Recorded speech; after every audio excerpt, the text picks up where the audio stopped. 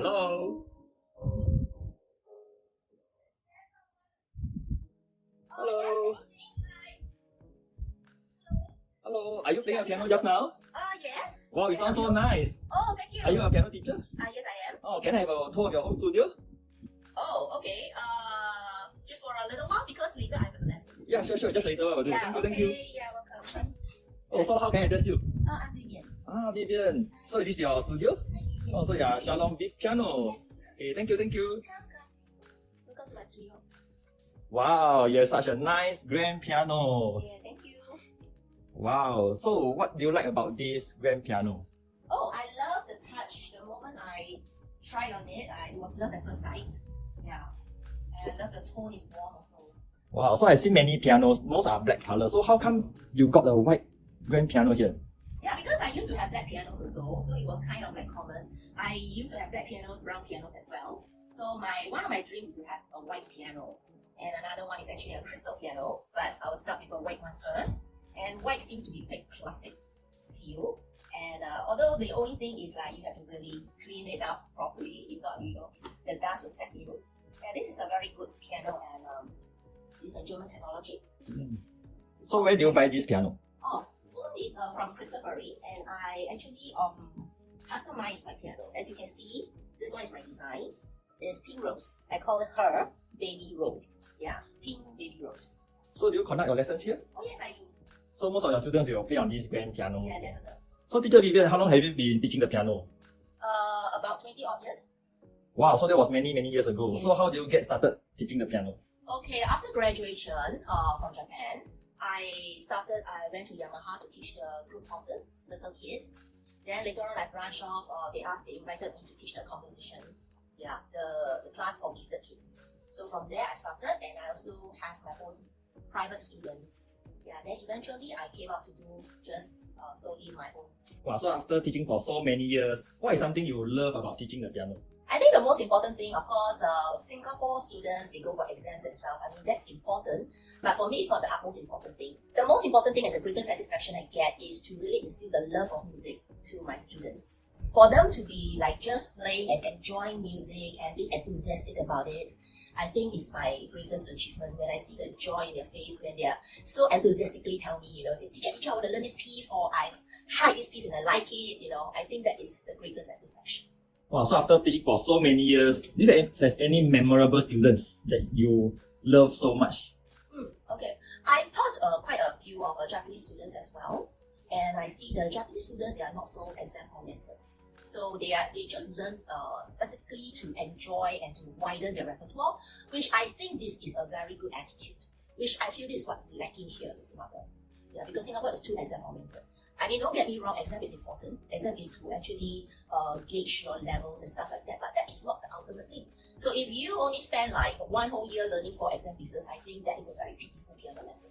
So you should expand your repertoire more and learn more repertoire, because anytime you are ready to take the exam. So you don't need actually to take every year. You can skip 1 year and then you can jump grades and so forth. So when you learn more repertoire, automatically you get to progress even faster.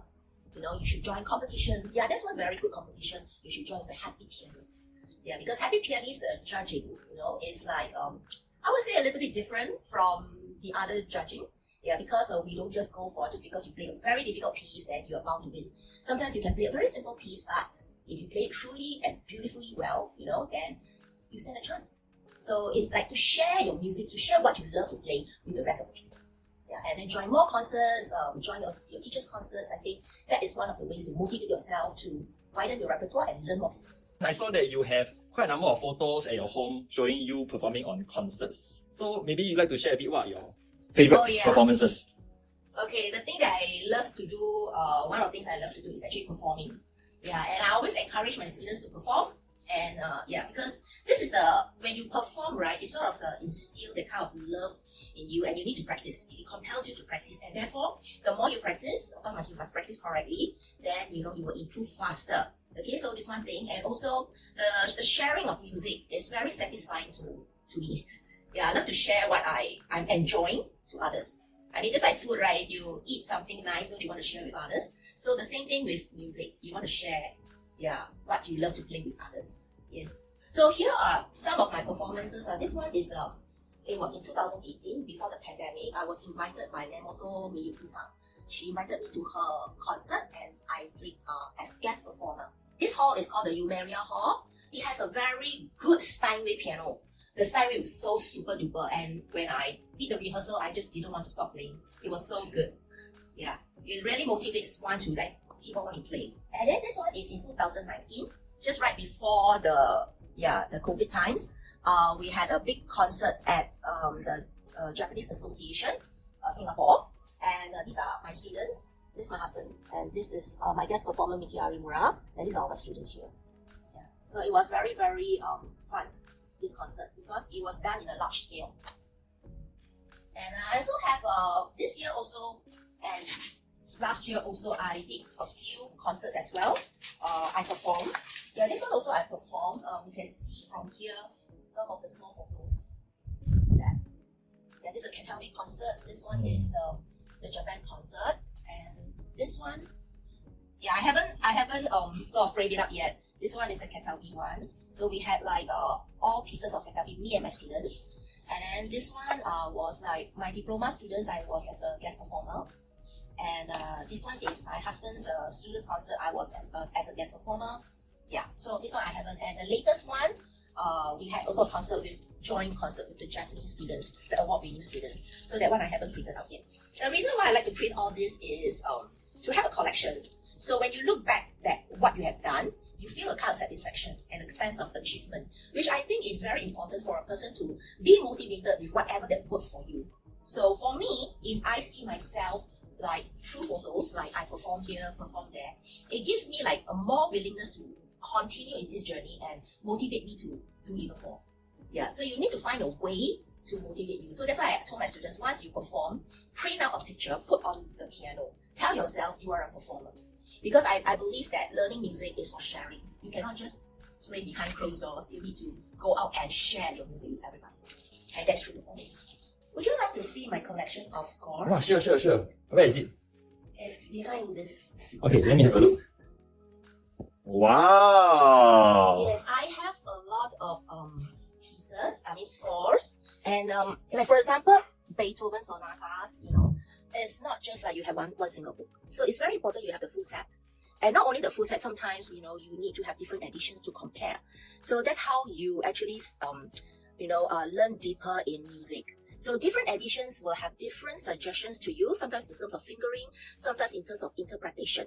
So that's why, like, for example, I have Handley edition, I have ABRSM, I have Peter's edition, I have other Schnabel's edition. Okay, so all these will sort of like, if you say you are learning a piece like a Patatic or something like that, and then you may take out, okay, from this edition, 4 different editions, and you can compare. And sometimes you will be very surprised that different editors have different suggestions for different things. So that's how you get ideas. And then your teaching will be more fruitful, more meaningful, because you get to, not just be a one-track mind, but you have, so many ideas to share with your student. Yeah. So I have like from A to Z. Okay, so the composers, and these are all the duets area, and all the red is concertos, according to the composer.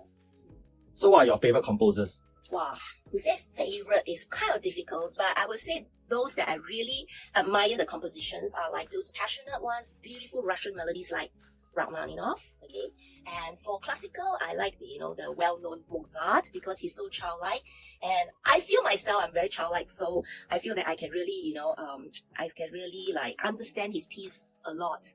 So, and even the touch and all is like so different from the other composers. And I think that is there's a challenge to learn Mozart. Mozart's pieces may be easy to sight read, but it's not easy to play. So that area is what makes me interested. Can you play one piece for us? Outside now? Sure. Yeah, sure. Have you heard of Chopin? Yes. Every pianist should know Chopin. So I'm going to play for you Chopin's Impromptu No. 1.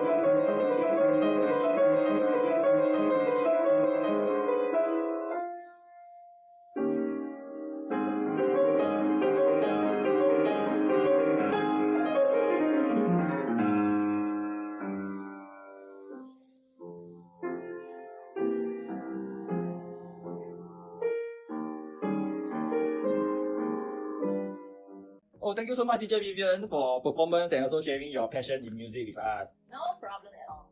So hope to see you one day in your live performance. Sure, I will inform you when there's a concert. Thanks so much. Thank you.